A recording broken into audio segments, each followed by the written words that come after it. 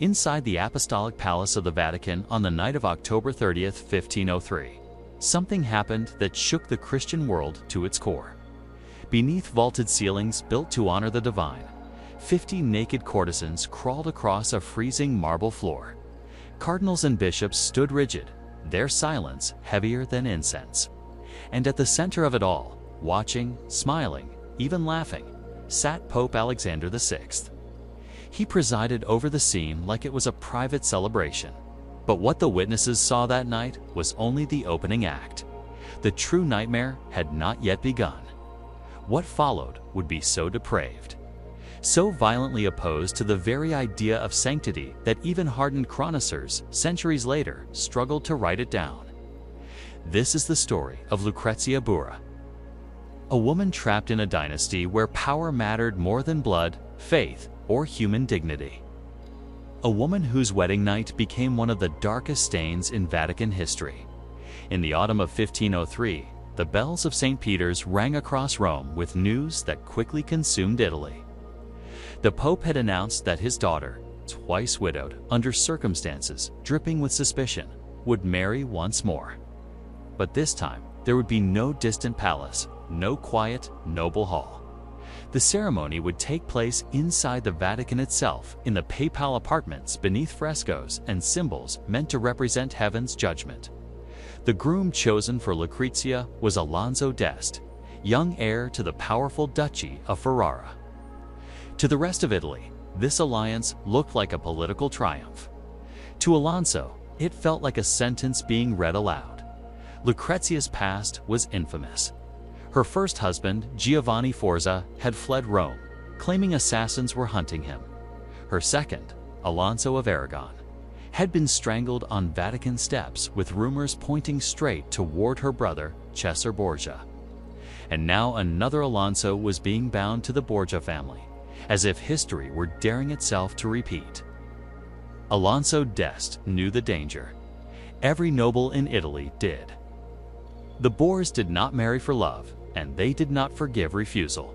So, he tried everything to escape. Diplomatic excuses, delays, requests to send through emissaries, and even hints that Ferrara's health instability required his presence. But Pope Alexander VI was not a man who tolerated a no, especially not from a family he intended to bend. Inside the Vatican, surrounded by scarlet-robed cardinals, his command was absolute. Messengers rode day and night toward Ferrara with a single brutal message: accept this marriage or be destroyed. If the Este family resisted, Ferrara would face Chur's merciless armies.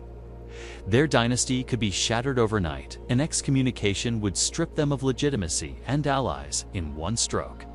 Italy understood this truth well. No one survived a conflict with the Borgias unless the Borgias allowed it. Realizing resistance meant annihilation. Duke Ero d'Este ordered his son to travel to Rome and surrender to the unavoidable alliance. Meanwhile, in her Vatican apartments, Lucrezia gazed out over the eternal city. Her face carried a weight far older than her 21 years. Europe had painted her as a seductress, a poisoner, a woman who moved men across a chessboard with a smile. But those closest to her knew a quieter, crueler truth.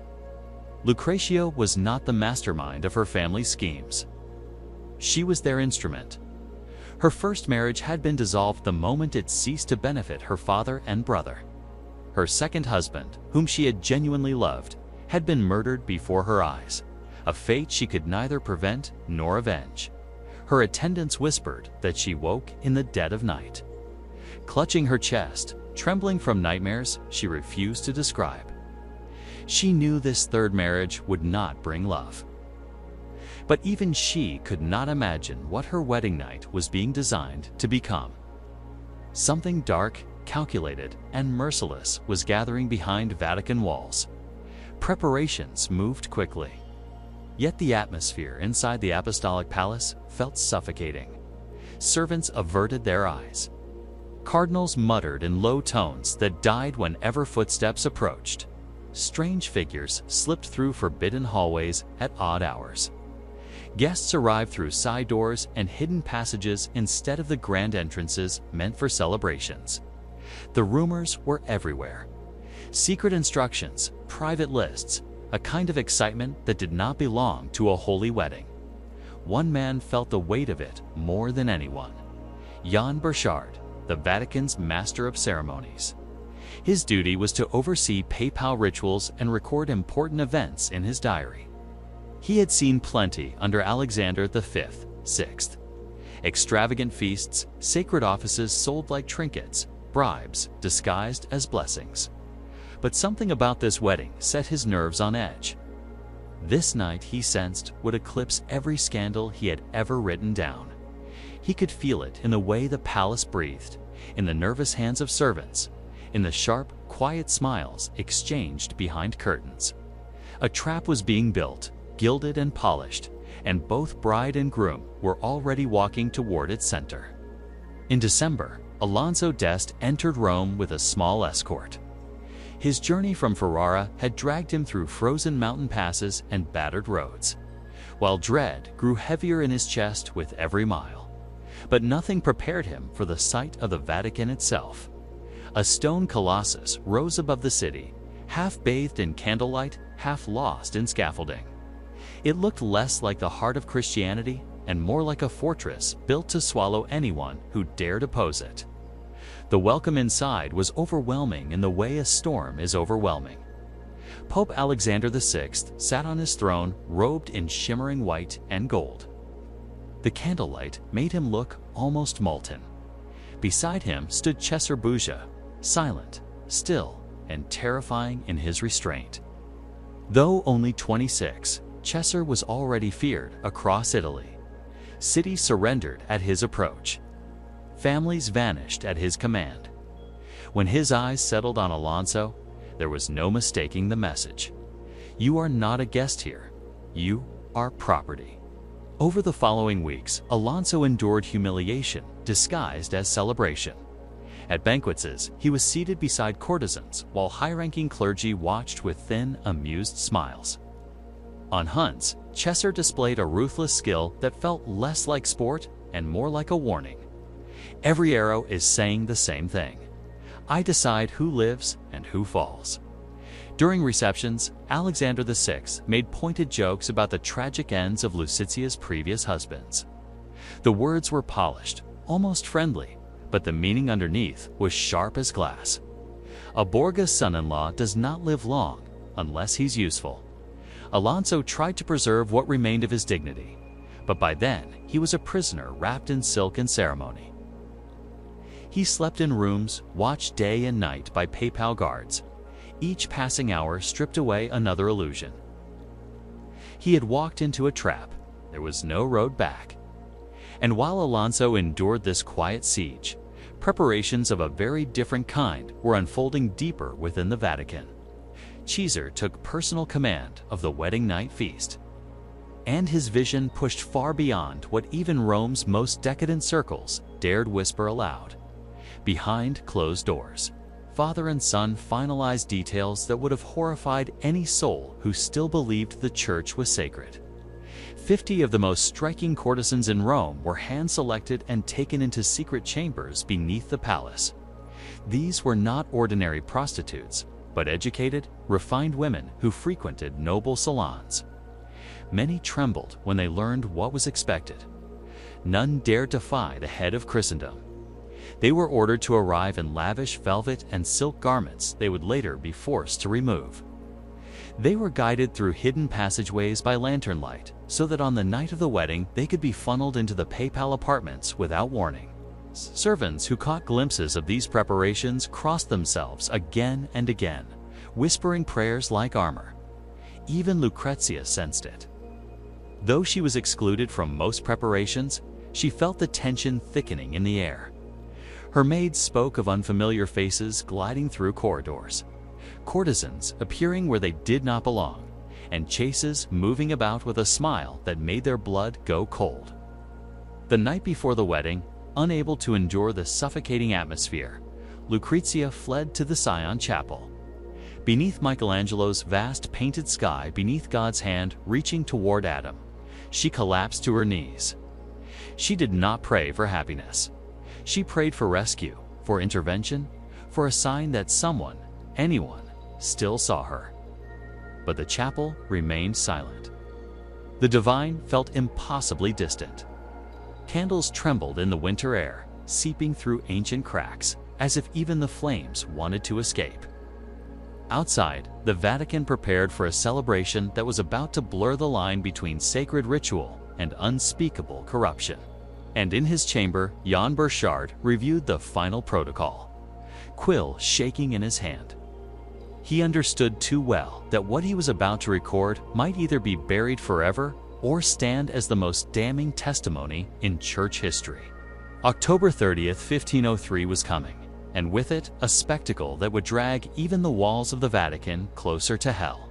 October 30th dawned with the grandeur of a papal wedding. The bells of St. Peter's rolled across the 7 hills of Rome, calling crowds into the streets around the Vatican. People pressed shoulder to shoulder, desperate for a glimpse of the infamous bride. Some came out of devotion, some out of curiosity, and many out of that darker hunger Rome had always carried for scandal, wearing a holy mask. Inside the Apostolic Palace, Lucrezia was surrounded by attendants from the moment the sky began to pale. They washed her, braided her hair, laced her into layers of silk and gold until she looked less like a woman and more like a relic prepared for display. Her gown shimmered under candlelight, embroidered with gold thread that caught every flicker like liquid flame. Pearls were woven into her long, bright hair, falling down her shoulders in careful braids. Her face was powdered pale to hide the exhaustion beneath her eyes. But powder couldn't hide the truth. There was no joy in her expression, no anticipation, only the stillness of someone walking toward something she couldn't stop. When she looked into the mirror, she didn't see a bride. She saw a sacrifice. The ceremony was held in the Papal Chapel, a chamber drowned in gilded walls and holy paintings. Alexander VI officiated personally. His voice boomed through the space as he bound Alonso and Lucrezia together before God, as if heaven itself had asked for this union. Rows of scarlet-clad cardinals stood rigid along the chapel walls. Their faces were carved into practiced masks of devotion, but behind the masks flickered something harder to hide: dread. Every one of them knew the Borgia reputation, and every one of them sensed that what they were witnessing was only the prelude. When the vows ended, when the rings were placed, when the blessings were spoken, the guests were escorted to the Borgia apartments for the feast. The halls they passed through were resplendent with fresco painted by Punterio. Stories of saints and martyrs stretched across the walls, their serene faces frozen in paint. Yet even those holy eyes seemed tainted by the debauchery gathering below them, as if the palace itself could feel what was coming.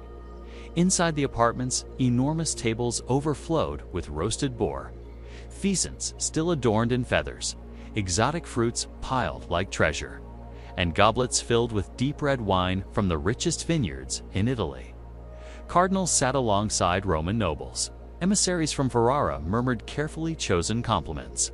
Courtiers handpicked by Alexander and Cesare watched with the patience of predators, who already knew how the night would end. At the head table sat Alonso and Lucrezia, trapped in a celebration that already felt unreal.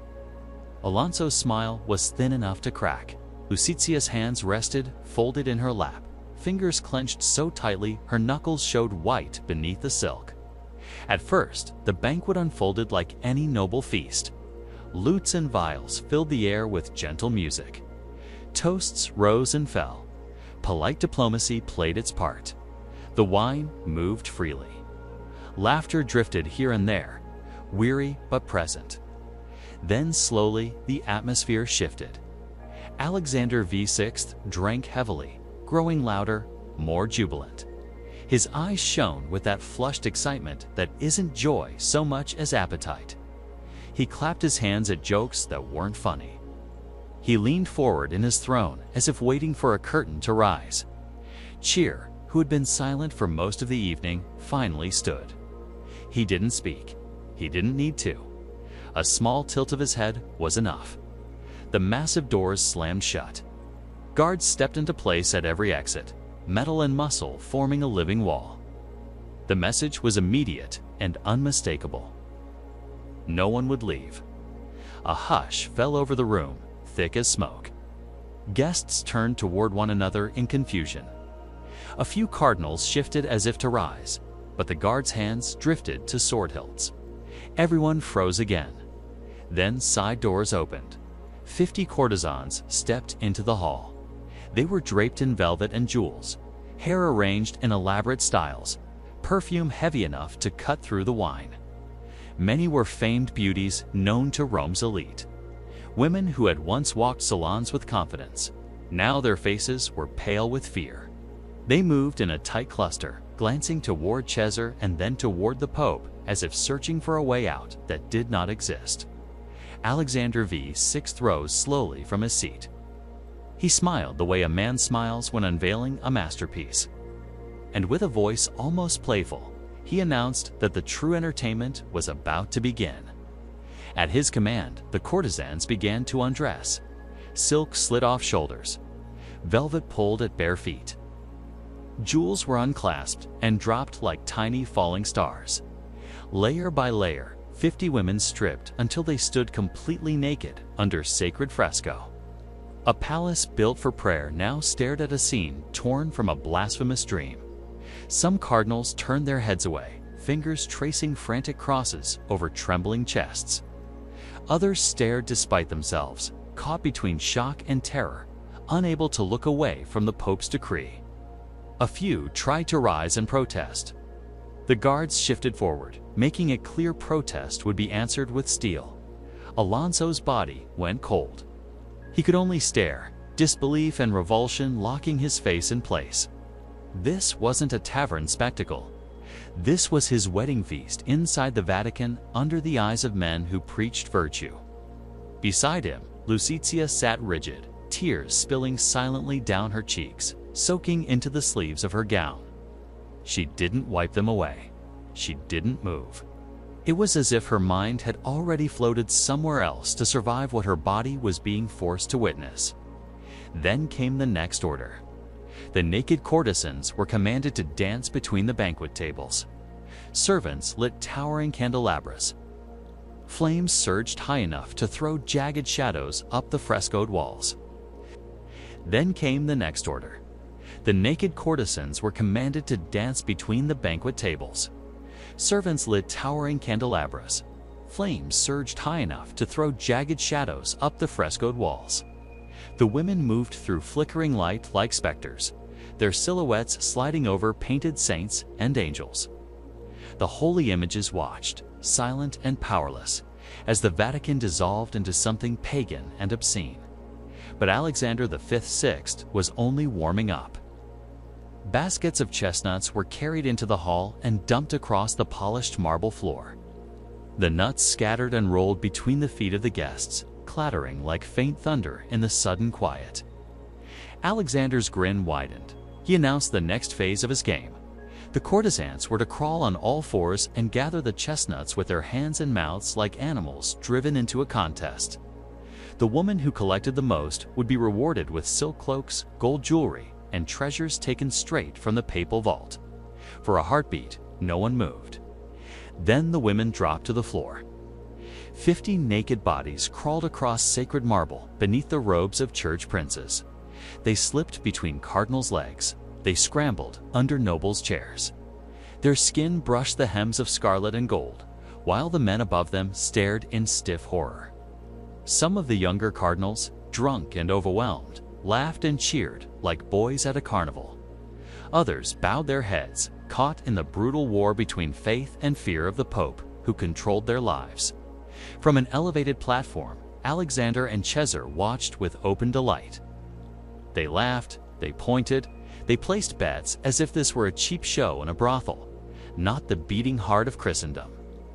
Johann Burchard, hardened by years of scandal, would later write that he struggled to describe what he saw. Not because he lacked words, but because every word felt like a sin for simply existing. Alonso sat motionless, his stomach turning, his mind refusing to accept reality. He felt the eyes of Ferrara's emissaries on him, saw their tight faces, their helpless shame. And Lucrezia looked like a ghost in her own wedding dress. She had always known her father and brother were capable of monstrous things, but she had never imagined they would turn her wedding into a ritual of damnation. Yet, even now, the night had not reached its darkest point. As midnight crept close and the Vatican clock struck 12, Alexander V, VI, finally raised a hand. The Chestnut Banquet was declared over. The courtesans huddled, exhausted in corners, clutching their humiliating prizes. Wine slicked the tables. Guests sat frozen and broken, half drunk and half stunned, staring at the floor as if it might swallow them. But Alexander was sharp now, focused, intent. His voice cut through the hall so cleanly it felt like a blade. He announced that the sacred duty of marriage must be fulfilled, and then he delivered his command. Alonso d'Este was to prove the marriage with Lucrezia not once but 3 times, and not in private. Every witness present was to remain in place to verify the union was sealed before the church and the world. The hall fell into a silence so deep the candles crackled loud. Even Cesare looked sharply toward his father, caught off guard by the sheer audacity of the decree. A flicker of surprise crossed his face, gone in an instant. Alonso rose slowly, his skin drained of color. He had been raised on ideals of honor and duty, but at that moment, those ideals meant nothing. Around him, Schur's armed men stood ready, hands firm on sword hilts. Refusal wasn't an option. Not here, not now. Alonso turned to Lucrezia. She trembled like a bird trapped beneath a predator's shadow. Her eyes were empty, her spirit battered past resistance. Her lips moved as if to speak, but no sound came. Under the murderous gaze of guards and the expectant stare of the Pope, Alonso had no choice. He escorted Lucrezia toward an adjoining chamber, a room once used for receiving diplomats, now arranged as a bridal chamber. The doors were left wide open. No privacy, no mercy, no humanity. Those who had not fled were forced to remain in the outer room in full view of what was about to take place. What followed was not a union. It was the destruction of 2 human beings. Witnesses stared in stunned silence. Some whispered prayers with shaking mouths. Others cried quietly, faces turned away. Even the courtesans, victims of their own degradation, looked away in grief. And as the Pope's horrific order began to unfold step by step, a single unspoken truth filled the Vatican like smoke. Something sacred had died in that palace, and Rome would never be the same again. By the time the night sagged into its final hours, Lucrezia had slipped into a state beyond exhaustion, beyond fear. Her mind did what minds sometimes do when a person is trapped in something they can't survive awake. It left not her body. Her body stayed. It moved when it was moved. It obeyed because obedience was the only thing that kept the moment from becoming worse. But her spirit seemed to retreat somewhere unreachable, drifting away from the horror unfolding around her. Alonso was no better. He moved like a man condemned, every step heavy, every breath stolen from him by the people who had turned his wedding into a spectacle. And still, the Pope was not satisfied. Just as the first pale light of dawn crept through the windows of the Borgia apartments, Pope Alexander V, VI, issued the command for the 3rd and final fulfillment of his decree. Cesare was present again, watching coldly, overseeing the ordeal with the same clinical detachment he used on the battlefield. His face showed no pity. If anything, there was a quiet pride in the way he stood beside his father, as if this nightmare were another victory for the family. When it was over, Cesare announced triumphantly that the marriage was now bound 3 times, sealed in the eyes of both church and law. Impossible to challenge, impossible to undo.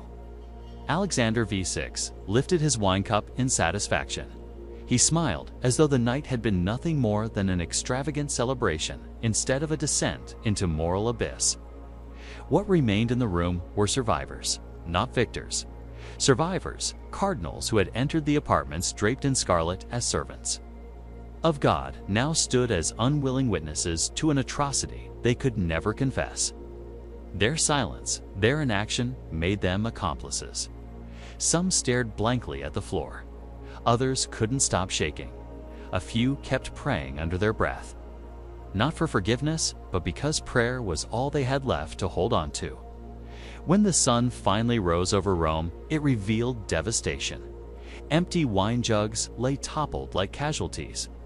Chestnuts were crushed into the marble floor, smeared into brown pulp by crawling hands and shuffling feet. Courtesans curled in corners, exhausted, humiliated, clutching prizes that now looked like mockery. Guards stood like statues, eyes downcast. In the adjoining chamber, Lucrezia lay completely still, staring upward as if the ceiling were miles away. Her body was present, but her mind was somewhere else, somewhere unreachable. Alonso sat at the edge of the bed, trembling violently, his face buried in his hands. Nothing in his life, no battlefield, no political threat had ever shattered him like this night. He had been raised to believe power and honor could endure anything. But what had been taken from him here could not be fought, bargained for, or restored. There was no revenge big enough to reach it. Within days, Alonso left Rome quietly. He did not ride out with a triumphal escort. He slipped away like a man escaping a burning house, returning to Ferrara with a silence he would carry for the rest of his life. Not once did he ever speak publicly of that night again, but the story could not be contained. Word of the banquet spread like a plague. Whispers in Roman streets became murmurs in Florence and Naples. Murmurs turned into dispatches carried by riders and ships. Soon reports were landing on desks in courts throughout Europe. Ambassadors wrote encoded letters, afraid even ink could betray them. Priests spoke in veiled warnings from their pulpits. Nobles read the accounts in a kind of stunned disbelief that felt like staring into an open grave. The Venetian envoy famously wrote that what happened in the Vatican surpassed even the darkest imaginations of ancient Rome. He declared that the Pope had disgraced not only his daughter, but the entire church. The Borgias had been feared before.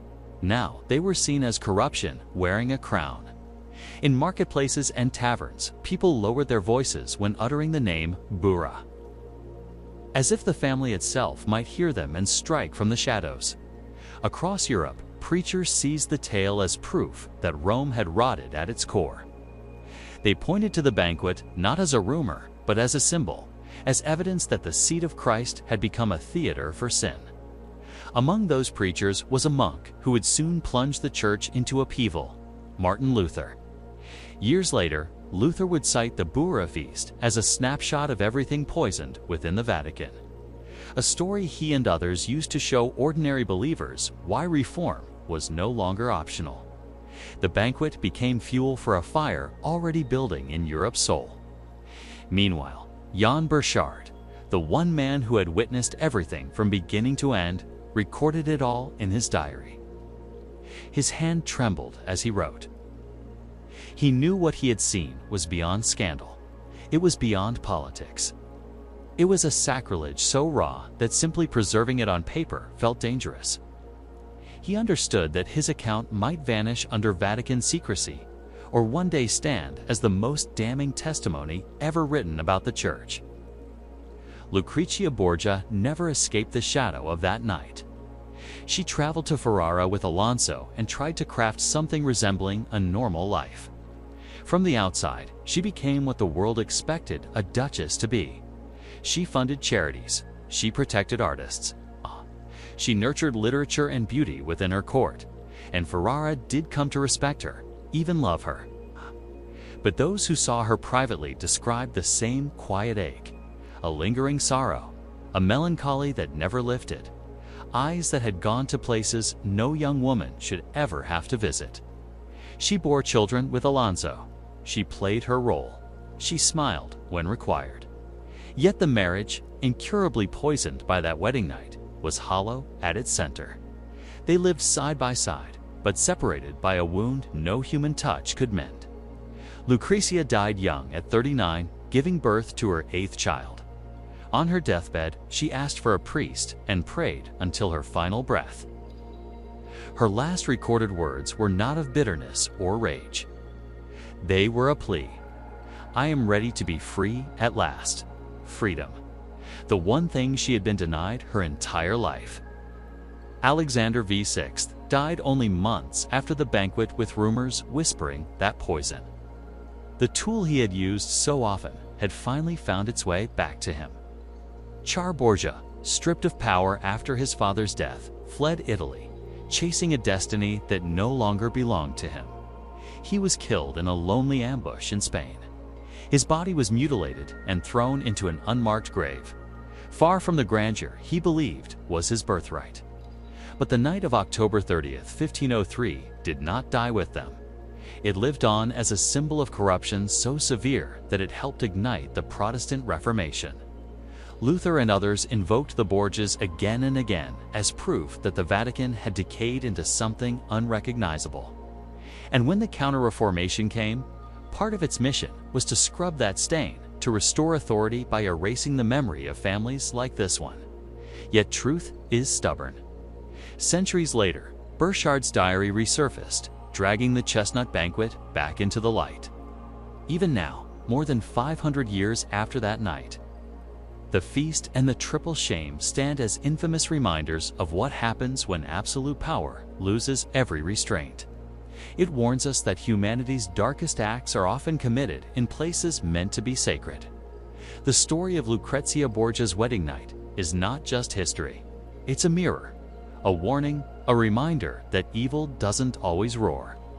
Sometimes it whispers behind velvet curtains, while everyone who could stop it stands frozen in silence.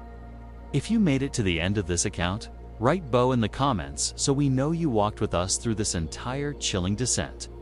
And remember, the past is not dead. It watches. It warns.